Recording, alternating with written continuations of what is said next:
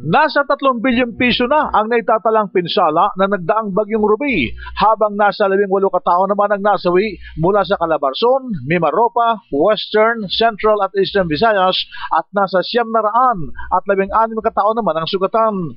Ito ang opisyal na inulat ni NDRRMC Executive Director Alexander Pama kahapon sa pinatawag na pulong ni NDRRMC Vice Chair DILG Secretary Maroja sa Campo Aguinaldo.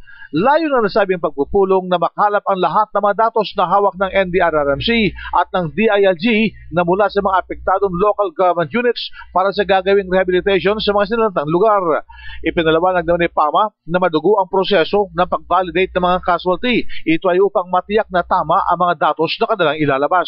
So when that was those things were happening, reports are coming in po rito, iba-ibang through the formal channels, as well as yung mga binabato po sa atin ng ating mga kababayan, both from the field and through the social media. Ayon kay Pama, nasa 13 lalawigan pa sa Bicol at Visayas ang nakakaranas pa kayo ng brownout dahil sa nagdaang bagyo. Iyan ang DCRS News, RH911 Bing Formento naglilingkod sa pagbabalita.